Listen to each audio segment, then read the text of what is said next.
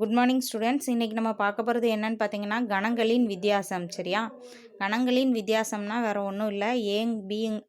AB அப்படிங்கிற ரெண்டு கணம் எடுத்துக்கிட்டோம் அப்படின்னு பார்த்தீங்கன்னா ஏக்கும் பிக்கும் உள்ள வித்தியாசம் எப்படி கண்டுபிடிப்போம் அப்படின்னா, கணம் ஏ மற்றும் பியின் வித்தியாசம் என்பது கணம் ஏயில் உள்ள ஆனால் கணம் பியில் இல்லா உறுப்புகளை கொண்ட கணமாகும்.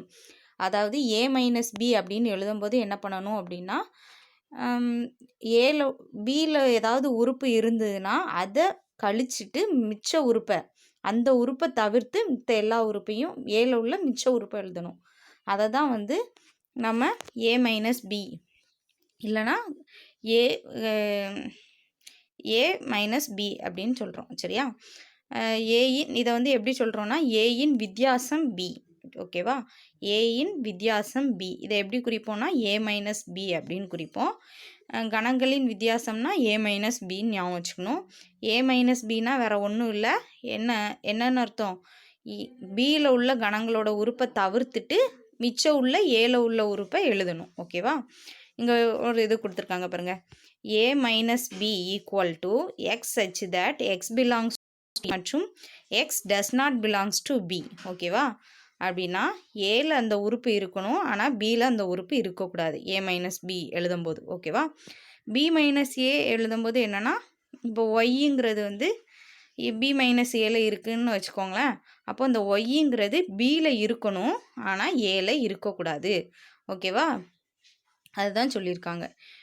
ஒய் இன் பியின் உறுப்பு ஒய், ஆனால் ஏயின் உறுப்பு ஒய்யாக இருக்கக்கூடாது அப்படின்னு சொல்லியிருக்காங்க. சரியா? நெக்ஸ்ட் இதை வந்து கணங்களின் வித்தியாசங்களுக்கான வெண்படங்கள் அதை பார்க்க போகிறோம். ஓகேவா? கணங்களின் வித்தியாசங்களுக்கான வெண்படங்கள். ஃபஸ்ட் என்ன? ஏ மைனஸ் பின்னா என்ன சொல்லியிருக்கோம்? பியில் உள்ள எதுவுமே வரக்கூடாது. அப்போ பியை ஃபுல்லாக பிளாங்காக விட்டுட்டு ஏல மிச்சம் உள்ள பார்ட்டை மட்டும் ஷேட் பண்ணுறோம். சரியா? வெண்படத்தில் எப்படி பண்ணுறோன்னு பார்த்துட்ருக்கோம். மிச்சம் உள்ள பார்ட்டை மட்டும் ஷேட் பண்ணுறது தான் ஏ மைனஸ் பி. பி மைனஸ் ஏனா அப்படியே ஏல உள்ள எந்த இதுவுமே பியில் வரக்கூடாது. அப்போ ஏயை அப்படியே பிளாங்காக விட்டுட்டு பியில் உள்ள மிச்ச இடத்த வந்து ஷேட் பண்ணுறோம். அதை தான் வந்து நம்ம பி மைனஸ் ஏ அப்படின்னு சொல்கிறோம். இப்போ ஏ மைனஸ் பின்னு சொல்லி இப்போ தனியாக கொடுத்துருக்காங்க. இது இப்படி இருந்ததுன்னா என்ன அர்த்தம்னா, ரெண்டுக்கும் பொதுவான உறுப்புகள் இல்லைன்னு அர்த்தம். ஏக்கும் பிக்கும் பொதுவான உறுப்புகள் இல்லை அப்படிங்கிற பட்சத்தில் நம்ம இப்படி வென் டைக்ராம் போட்டுக்கலாம். ஓகேவா? ஃபஸ்ட்டு ரெண்டும் ஏ மைனஸ் பிக்கும் ஏக்கும் பிக்கும் பொதுவான உறுப்பு இருக்குது அப்படிங்கிறத அந்த ரெண்டு வெண்படமும் குறிக்கி, மூணாவது உள்ள வெண்படம் என்ன சொல்லுது? ரெண்டுக்கும் பொதுவான உறுப்பு இல்லாத பட்சத்தில் ஏ மைனஸ் பின்னா பிஎஃப்ல விட்டுட்டு ஏஎஃப்ல ஷேட் பண்ணியிருக்கோம். ஓகேவா? தென் நம்ம நெக்ஸ்ட்டு என்ன பார்க்க போகிறோம்னு பார்த்தீங்கன்னா, ஒரு எக்ஸாம்பிள் பார்க்க போகிறோம். ஏ ஈக்குவல் டு -3 -2 1, 4. ஓகேவா?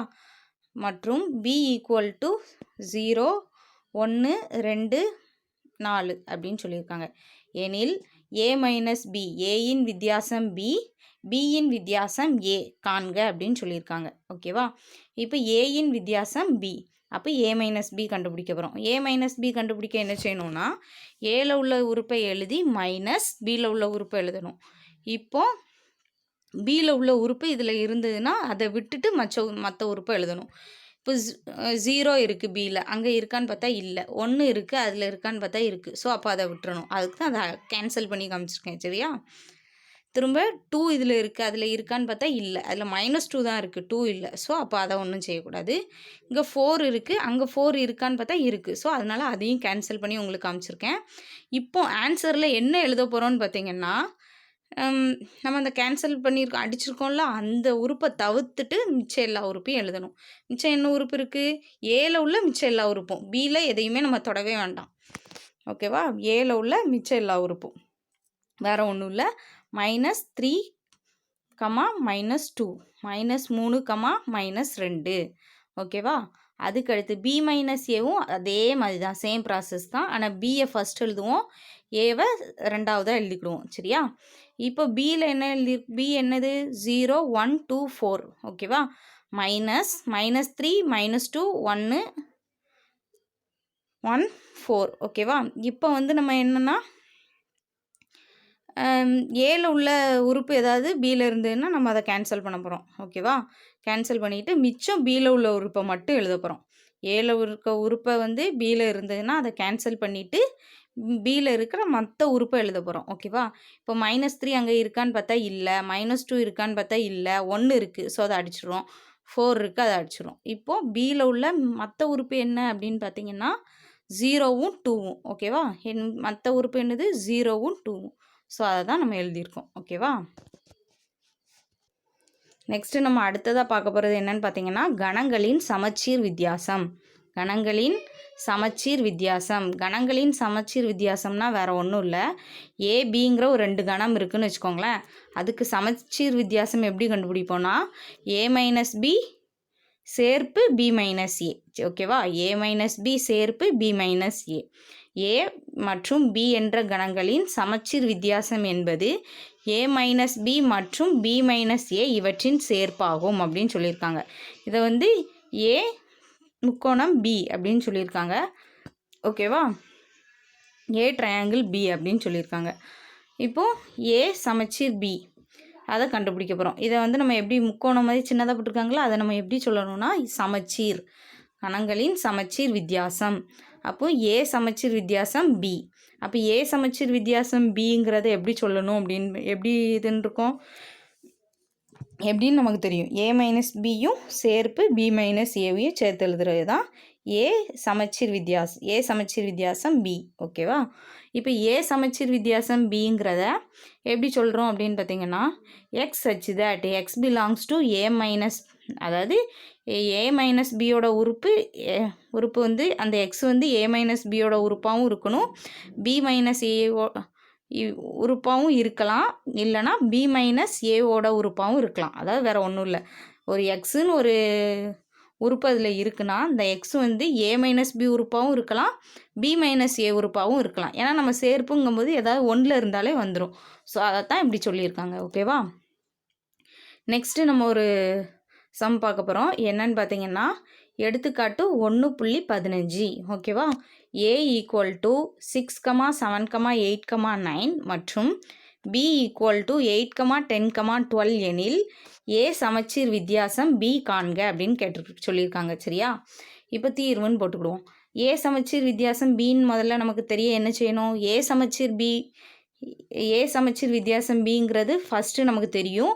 A-B சேர்ப்பு B-Aன்னு தெரியும். அப்படி தானே இங்கே பார்த்தோம். A-B சேர்ப்பு B-A அப்படின்னு தெரியும். ஸோ அப்போ நம்ம ஃபஸ்ட்டு என்ன கண்டுபிடிக்கணும்? A-Bயும் B-Aவும் ஃபஸ்ட்டு கண்டுபிடிக்கணும். A-B நம்ம கண்டுபிடிக்க தெரியும். ஏவை ஃபஸ்ட்டு எழுதிக்கிறோம். ஓகேவா? A என்ன கொடுத்துருக்காங்க? 6, 7, 8, 9. ஓகேவா? B என்ன கொடுத்துருக்காங்க?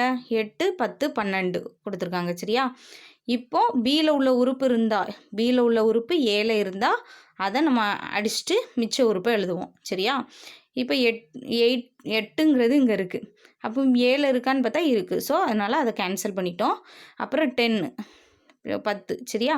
10 இதில் இருக்குது, அதில் இருக்கான்னு பார்த்தா இல்லை. ஸோ விட்டுறலாம். 12 இதில் இருக்குது, அதில் இருக்கான்னு பார்த்தா இல்லை. ஸோ விட்டுறலாம். இப்போ ஏல மிச்சம் என்ன உறுப்புலாம் இருக்குது? 6, 7, 9 அதை மட்டும் எழுதியிருக்கோம். சரியா? அதே மாதிரி B-Aனா நமக்கும் அதுவும் கண்டுபிடிக்க தெரியும். சரியா? ஃபஸ்ட்டு B எழுதணும், ரெண்டாவது மைனஸ் போட்டு ஏவை எழுதணும். இப்போ அதே மாதிரி செகண்ட் ஒன்லேருந்து எதுவும் இருந்தால் இங்கே கேன்சல் பண்ண போகிறோம். என்ன கேன்சல் பண்ண போகிறோம்?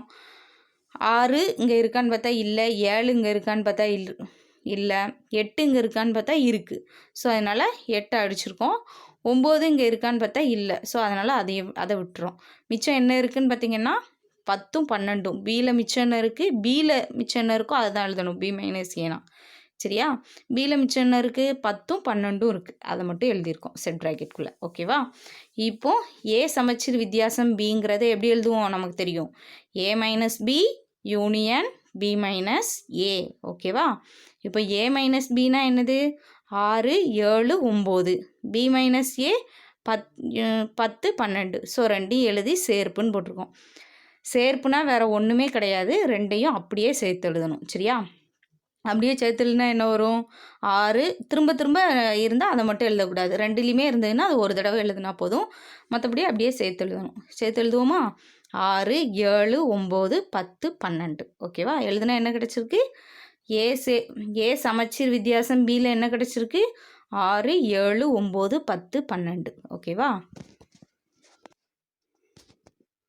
ஓகே ஸ்டூடெண்ட்ஸ், மற்றதை வந்து நம்ம நெக்ஸ்ட் கிளாஸில் பார்ப்போம். ஓகேவா? தேங்க்யூ.